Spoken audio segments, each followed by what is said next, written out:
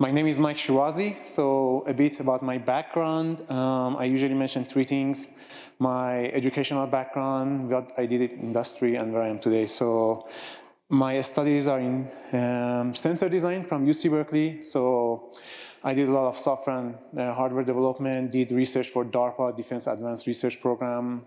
This was before robotics was hot. For unmanned aerial. Then there was the opportunity. I was moving into my experience is part of the startup, founding member of the startup that probably touched you all in a way or another. We built motion sensors that went into pretty much every product. So accelerometer, gyroscopes, first product was Nintendo Wii, and then Apple iPhone, Tesla doors to DJI drones, and anybody that wanted to mention their IoT, they use our sensors. So I managed accelerometers, gyroscopes, ultrasound sensors, pressure sensors, and brought up factories in Asia. And so few people, 2011 IPO, and then later on we sold the business. And then the last part is also did management consulting across sustainability, enterprise, metaverse, and thought leadership. And today I have the fund that invests in deep tech, advanced technologies, about 60 to 65%, and then about 20 to 30% in IP-driven SaaS and some consumer tech. So this is my journey. I'm very passionate about technology. I try to keep this short and high level, but we can get into questions. So today I'll be talking about how the combination of generative AI and accelerated computing is transforming and shaping the future for semiconductor. And with that, I'm going to get to the next slide and talk about digital transformation. Digital transformation has been the catalyst across almost all industries and market sectors in terms of defining and helping with innovations and new capabilities, from enhanced customer experience to new processes to new markets and revenue models. And at the core of that are these tiny, powerful chips that enable the backbone of the modern technology. Without these chips, we will not have this digital experience. There is no digital without chips. And you can talk about the cloud infrastructure, the servers, the blades, to the AI technology that runs, they need hardware. And if hardware is not there, we will not be able to progress for future products and technologies that we're trying to build to change and shape the future. So having said that, I will probably ask a question. How many here in the audience familiar or have some sort of familiarity with silicon design and manufacturing? Or you think that you, okay. So before we delve in further, let's just look at what does that process and steps look like. And again, this is high level, and there could be made in different ways. Usually what happens, there's marketing requirements, and then there are product definitions that happen. And then within those, the features are defined. Then the specifications are moved on to the design teams, and based on R&D designs that needs to be done across different functional units that go into the final product and the IPs, they need to come to have that assessment if they can build those features. Once those features are built and the synthesis and a bunch of other areas that are listed under CAEs, computer-aided engineering, and cloud simulations to various other areas happens, then it moves into test engineering and quality and hardware and reliability. New equipment may need to be made because new sensors require better systems, and better systems need to be designed. It's not easy because they need to be multiple times better to be able to sample more of the data that is coming through those sensors already. And then it goes into the high volume, multi-billion, say, if you want to scale it at that level as a startup or a company that is growing, needs to put quality control. And this is the feedback and always goes back. And underlying all of these is the data that is the glue between these different units to make the right decisions in terms of what they need to act upon. Already? So now let's look at some of the markets in terms of the AI market and AI hardware within this market. So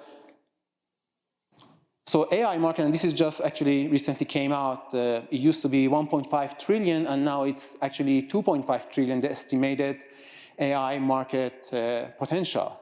So the opportunity is humongous, and that's for all different kind of applications. And within this AI market, AI hardware is the fastest growing segment. And I didn't have the latest slides, it hasn't come out, but the numbers has come out. From the 90 to 100, so it's now up to 600 billion in terms of potential, because the new AI technologies, the new future that we're trying to envision requires hardware. And this is, you can see NVIDIA's, you can see with some of the ARM IPOs that came into the news, the hardware is the core. And a lot of that is driven also by the CPUs, GPUs, a lot of FPGAs now are becoming utilized, the higher percentage, and ASICs, that the custom designs. Okay? And just to mention, so again, the feature packed within these and enabling processing is where this AI hardware is making its footprint. So with that mentioned, what is the catalyst for this? Data is driving the silicon renaissance. By 2025, we're gonna have 180 zettabyte of data. And 180 zettabyte, just to keep the reference, 1 zettabyte is 1 trillion, if I remember correctly, 1 trillion terabyte, 1 billion terabyte, or 1 trillion gigabyte, okay? It's a lot of data at the end of it. So a lot of that data that is generated needs to be processed, needs to be transmitted, analyzed and stored. And this is critical for accelerated computing and creating sort of the innovative ideas and analyzing and making the right decisions from all of this data. Which data is actually relevant to my segment of the business and how do I make sense out of it? And data is coming from all these different areas, from vehicles, IoT sensors, and so on and so forth. So this is, has been one of the reasons that emphasizes again that we need to build systems that can reduce latency, build the bandwidth for the data to be consumed by different systems across this value chain and downstream. Okay? So with every opportunity, there are always challenges also. So by looking at the challenges, with the immense opportunity that we have, there's still challenges in terms of the complexities that are increasing, the number of nodes, the number of features that go into these powerful devices. And the other problem is, that is very critical, is the talent shortage.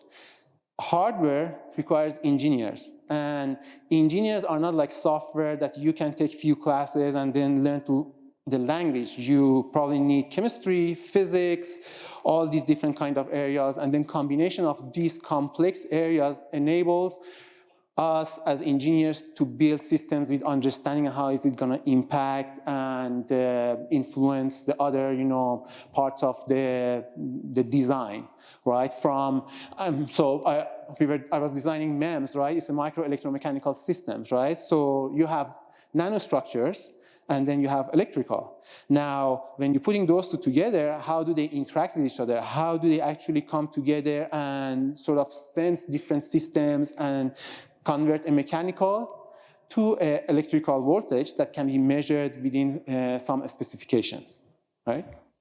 And then, not to even more complicated, you have the packaging, then you have the process, then you have testing, and you can keep adding to it. However, the opportunity is huge. Just by looking at the system design, and system design, if you recall, and I can go back, part of that, the design and manufacturing, system design is one that falls under part of the design. The opportunities are humongous, over 2 trillion by 2023, 2 trillion, yes. So this is basically driven by the need for computing power and having a system to enable us to design better devices. These devices are getting more complex. And then we want to keep up the industry is trying to keep up with the More than Moore's law, and the organizations are doing the shift left paradigm, going more at the design and the tools that they can use to understand better at the front in terms of what they're designing and how is it going to actually look in reality. And this in itself also built a bit of sort of sustainability. We used to design and then do a lot of DOEs, design of experiments, that we throw them in silicons in the garbage because they didn't work, right? We had to just try for one IP we're trying. We built a bunch of wafers, right? So this helps us also with that shift to understand better what are we designing, what are the systems involved, the IPs, the components, and with that get closer with the shorter design cycles that customers like Apple and others are required, get to the perfect design that meets the yield requirements and also the profitability of the organization. Okay? So, a lot of the time, what has happened, we have general build basically silicon to address the accelerating for specific applications with optimized performance, low power, and efficiency. Purpose-built silicon is the way to go, is key. So when you're looking at different applications, right, for AI, right, what are the IPs, what are the components, because now that allows for creating better interfaces using 3D IC or other ways, right, and different kind of packagings, or maybe you don't even need a package, it's cheaper scale package, you just put the die on the board and you save your cost with the package. So there are different ways, but for that, and it requires to think deeply of the applications and then build silicons and devices that actually, and products that address that specific application. Okay, so here next slide, I put some of the thoughts I had across different sort of steps within the design and manufacturing. So generative AI platforms and AI enabled can help us a lot to close the gaps and also a lot of the silos that exist within the organizations in terms of different units. This was, I was telling some friends, I had engineers, they hate writing documents. So they want to do the work, but they don't want to document them. But at the end of the day, if you have a startup and your engineers leave, everything is gone. We need to be able to capture this information. We need to be able to understand what is our market. How are we trying to build products that address that need for the market so that we have customers and it is profitable and we can make money out of it. So from marketing requirements to product specifications, requirement systems, very important. What are the features that needs to be built that goes into the final product? And versus informations are tangled and left over in the emails or in some documents that somebody didn't update, to building the next generation R&D, going into next generation materials, innovations, optimizing chip design, floor planning. Some of these could be automated. Floor planning is basically mechanical work, right? So you could basically have the system, just optimize it for what is needed, and it also becomes very important. Again, this goes back to my specific applications. If you're designing a mechanical chip with a silicon, depending on how the IPs are placed within your package, and when it goes down the pipe to the testing, and then it gets sort of a stress on the package, depending on the IPs, you can get different results from part that is random now. So now my test engineer comes and cannot understand what the heck is going on, and now you need to put in the design. We are wasting resources within the company versus understanding what are the factors that are important that needs to be thought through, and AI is the way to go because it can capture these and release our brain from thinking them, and we can have a checklist of different items that we can follow. Then to quality and test hardware, as I mentioned, they are very important, having systems to be able to find patterns in your wafers. supervised learning, unsupervised learning, and then build those into those generative AI systems to make the decisions and connect to these different systems in terms of, okay, maybe high voltage or high thermal shock, etc., is going to impact some of the IPs on the device. And then I mentioned also a bit about the workflow, the requirement, and document generation. And then there are other areas, the data layer, where it glues everybody together to enable them to make the right decisions. And then with that, bringing agility and digital twin and enterprise metaverse. And again, I can give you one example also for enterprise metaverse, how you can bring that data and sensory and digital twin and enable trainings with the talent shortage that we have in terms of building the next generation training systems. Okay? Just making sure I'm on time. Almost there. So such platform, how would it look like? A generative IC platform that is multi-domain and mixed technology. So it needs to be able to hook into the package technology. It needs to be able to do thermal analysis, implementation, floor planning, packaging, and bring all of that so that is making sense of different requirements and different needs of what the product needs to perform and carry. So this is just showing on the advanced packaging just the potential on the growth, and it requires to also be modular because we have different dies and different IPs connect to each other. How do we bring all of those blocks together and then build those design kits for them as well? Okay?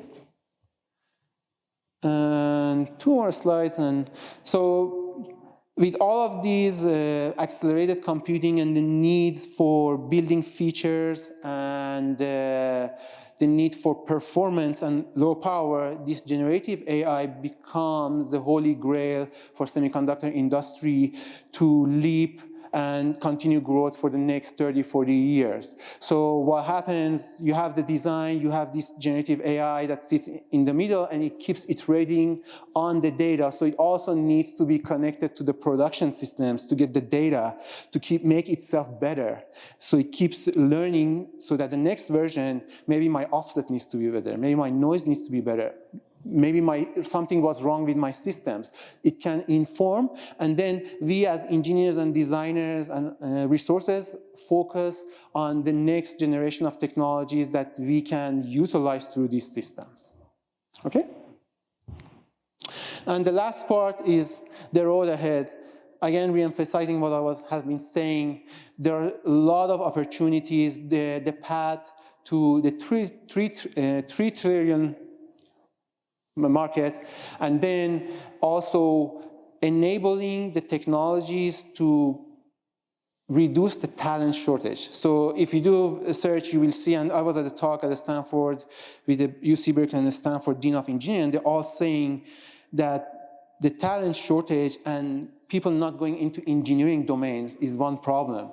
Because we cannot build these devices with just generative AI. We still need talent. We still need to understand some of the fundamentals, and then that requires time. So utilizing the data that we have and the systems we have to make the engineering job sexy again, like software engineering. And there is an immense opportunity for innovation across many domains, and it's just going to fuel so many different products from AR, VR, just one example, right? We need better hardware so that you don't get dizzy when you put them on because they feed different images, right? And like motion sensors are one part of it, but then you need low latency. And that requires advancement in hardware. And that next advancement is needed to be sort of fast forward. And that is the generative AI that is going to be the partner with engineers, not replacing engineers, to help them achieve the results. Any questions? That's the end of my talk. So thank you for listening.